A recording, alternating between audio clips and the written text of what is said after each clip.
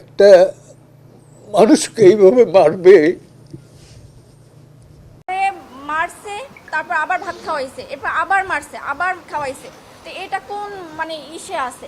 আল্লাহ তোমার অলৌকিক মৃত্যুগুলা ওই জান্নাতবাসীর জন্য হয়ে থাকে। আল্লাহ আমি সহ্য করতে পারি না। কটে ভাতের লোভে নিজের জীবনটাই দিতে হলো মানসিক ভারসাম্যহীন তোফাজ্জেলকে। ভাত খাইয়ে শক্তি সঞ্চয় করিয়ে পেশাশিক নির্যাতন। মানসিক ভারসাম্যহীনতার কারণে যতবার মার খেয়ে ভাত সামনে এসেছে যেন ভুলে গেছেন শারীরিক নির্যাতনের কথা। 2024 সালে এসে এমন কথা চিন্তা করতেও যেন বুকটা কেঁপে ওঠে। কিন্তু এমনটাই ঘটেছে তোফাজ্জেলের জীবন। তোমার কাছে বলার কিছু নেই। একবার আল্লাহ ডাক দিলে নাকি 1000 কোটি বার তুমি ভালো দেখি। সো কথা বলবো বর্তমানে ইন্টারনেটের সবচেয়ে স্যাডেস্ট স্টোরিটা নিয়ে। ইন্টারনেটে অনেক কিছু হয়ে যেতেছে, অনেক ঘটনা ঘটতেছে। দীঘিনালা, বিশেষ করে পাহাড়ি অঞ্চলের ওই সাইডে অনেক ঘটনা ঘটতেছে, কিন্তু এই জিনিসটা অ্যাড্রেস করা খুব জরুরি। কিছুদিন আগে গত বুধবার আপনার ফজলুল হক মুসলিম হলের সামনে ডিইউতে একজনকে চোর সন্দেহে ধরা হয় এবং তার উপর মানে লিটারেলি গণপিটুনি দেওয়া হয় তাকে চোর সন্দেহে। সেই ছেলেটার নাম হলো তোফাজ্জেল ইসলাম, এবং এই তোফাজ্জেল ইসলাম মূলত অনার্স মাস্টার্স কমপ্লিট করা একজন শিক্ষিত ছেলে, বাট তার মানসিক ভারসাম্য নাই। এবং এই জিনিসটা আরও বেশি প্যাথেটিক কখন হয় যে তাকে গণপিটুনির মাঝখানে তাকে আবার ভাত খাওয়ানো হয় এবং ভাত খাওয়ানোর পরে আবার তাকে নির্যাতন করা হয়। এবং সোশ্যাল মিডিয়াতে এই নির্যাতনের ভিডিও একদম সয়লাভ। আমি জানি না এই ভিডিওতে আসলে আমি দিতে পারবো কি না, বাট আসলে দেওয়ার একদমই ইচ্ছা নাই। সোশ্যাল মিডিয়া যারা সার্ভ করেন অবভিয়াসলি এই জিনিসটা হয়তো দেখতে পারবেন। এবং এই ছেলেটা মানসিক ভারসাম্য কীভাবে হারায়, তার বাবা, মা, ভাই বিভিন্ন সময় বেসিসে তারা টানা একটা রোলে তাদের সবাইকে হারানোর পর, এবং যেটা তার মধ্যে বিশেষভাবে আঘাত আনে, একজন মেয়েকে সে পছন্দ করত, সেই মেয়ের ফ্যামিলির সাথে একটা দ্বন্দ্ব এবং আনুষঙ্গিক কারণে তাদের এই সম্পর্কটা বাস্তবতা রূপ লাভ করতে পারেনি, এবং এর ফলাফলেই সেই ছেলেটা বলবো মেন্টালি অসুস্থ হয়ে যায়। কিন্তু এই জিনিসটা আসলে যারা প্রোটেস্টার ছিল, যারা আসলে এই ছেলেটাকে আঘাত করছে, তারা জানতো না ছেলেটা মানসিকভাবে অসুস্থ ছিল। তাকে এমনভাবে তার বাবা মা কেউ বেঁচে নেই, তিনি মানসিক ভারসাম্যহীন ছিলেন বলে জানা গেছে।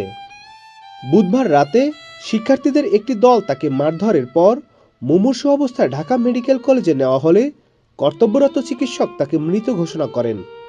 তার মৃত্যুর বিষয়টি পুলিশ ফাঁড়ির ইনচার্জ মোহাম্মদ ফারুক নিশ্চিত করেছেন। তিনি বলেন, আহত অবস্থায় তাকে হাসপাতালে নিয়ে আসলে পরীক্ষা নিরীক্ষা শেষে চিকিৎসক তাকে মৃত ঘোষণা করেছেন। লাশটি মর্গে রাখা হয়েছে।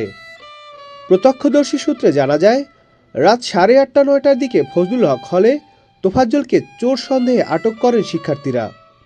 পরে চোরের গ্যাং শনাক্ত করতে তাকে জোর করা হয়, মারা হয়। ছেলেটা দিন শেষে তার জীবন ত্যাগ করতে বাধ্য হয় এবং কি বলবো, তার শেষ নিঃশ্বাস ত্যাগ করে। এবং পুরো ঘটনা যখন জানা যায় যে তাকে যখন এরকম নির্যাতন করা হয়, বিভিন্ন ফোন নাম্বারে সে ফোন দেয়, এবং একটা জায়গায় তার যেহেতু কোনো পরিবারবর্গ নেই, সে তার মামাকে ফোন দেয় এবং মামার ফ্যামিলি বলে যে ছেলেটা মানসিক বিকারগ্রস্ত।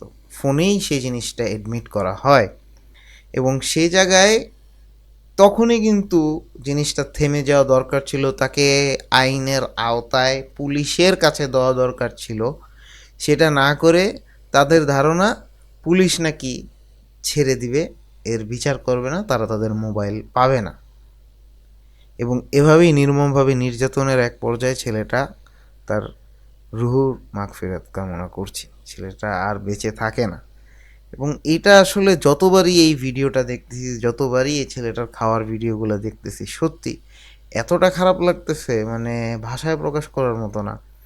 এবং কিভাবে এই জিনিসটা আসলে সামনে বিচার কার্য হবে এটার জন্য আমি দৃঢ়ভাবে অপেক্ষা করছি। অনেকেরই সিসিটিভি ফুটেজের মাধ্যমে তাদের আইডেন্টিটি জানা গিয়েছে এবং তাদের অ্যাটলিস্ট 5 থেকে 6 জনকে কাস্টাডিতে নেওয়া হয়েছে। এখানে অনেক ছাত্রলীগের আগের এক্স কর্মকর্তা এবং অনেকে বলতেছে সমন্বয়ক, এরকম অনেক রুমার্স যাচ্ছে, বাট সেগুলোর দিকে না যাই। সমন্বয়ক হোক, ছাত্রলীগ হোক, এদের একটাই কমন আইডেন্টিটি, দে আর মার্ডারার্স।